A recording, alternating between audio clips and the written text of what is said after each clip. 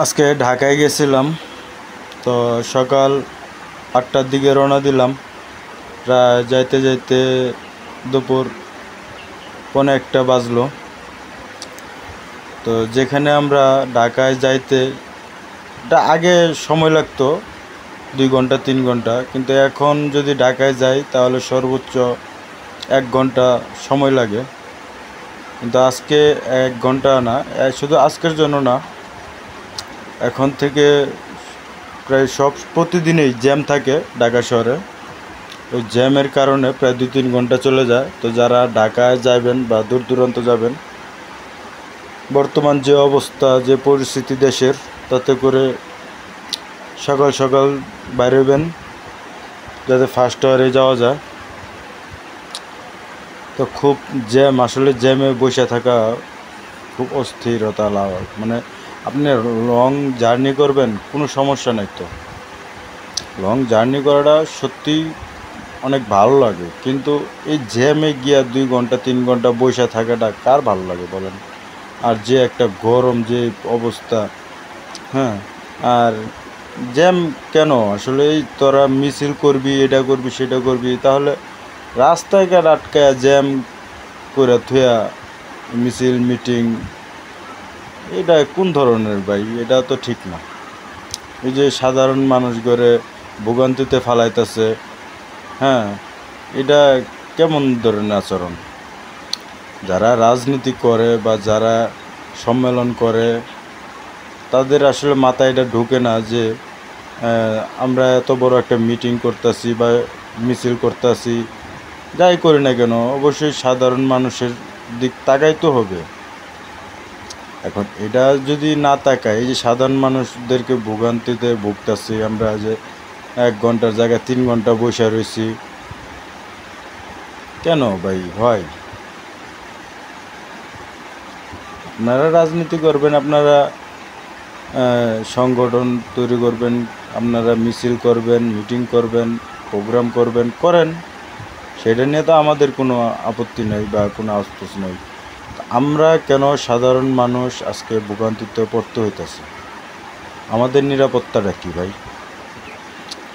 আমাদের তো নিরাপত্তা আছে, আমাদের তো টাইমে সময়ের মূল্য দিতে হয়। আমি গেছি অফিস থেকে, কালকে ছুটি নিছি। তো কালকে ছুটি নিছি আমি, ফুল 1 দিনের ছুটি আমারে দেয় নাই। আমি বলছিলাম যে আমার 1 দিনের ছুটি দেওয়ার জন্য। তো বলছে ঢাকা যাইতে আইতে সময় লাগবে 1-1.5 ঘন্টা, তো তোমার আমি 1 দিন ছুটি কেমনে দিই? আর তাছাড়া অফিসের অনেক কাজের চাপ। এখন বর্তমানে আসলে গার্মেন্টস শিল্পটার অবস্থা আপনারা সবাই জানেন। তো খুবই করুণ, দোয়া করবেন সবাই শিল্প কারখানার জন্য। আমাদের দেশে কাজকাম খুবই কম, বা আমার যে অফিসে জব করতেছি সেই অফিসেও কাজকাম কম।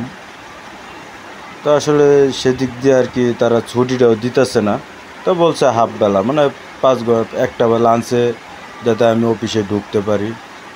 তো বেশ ভালো কথা,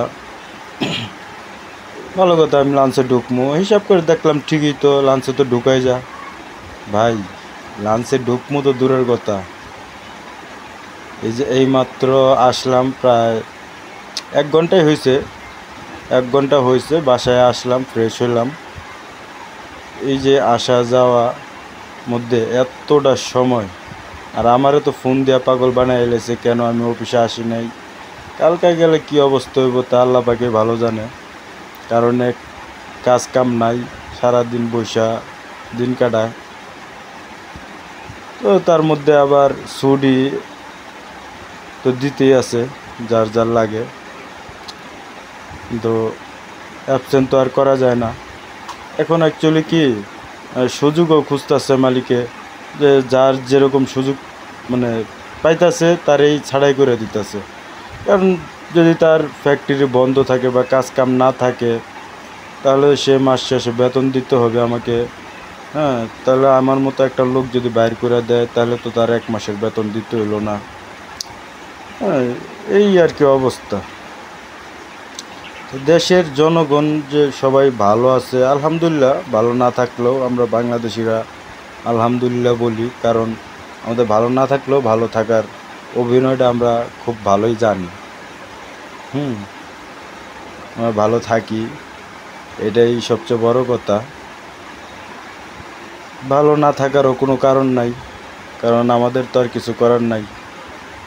যা করার উপরওয়ালাই করে, আল্লাহ পাক যা করে ভালোর জন্যই করে।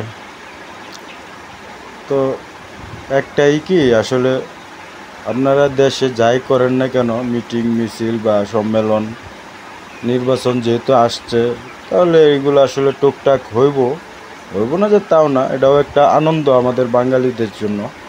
কিন্তু আগের মতো আর আনন্দটা হয় না। আর কাজ কামেরও তো অবস্থা ভালো না। তা দয়া করে রাস্তাঘাট যেন জ্যাম না হয় সেই দিক বিবেচনা রাখবেন।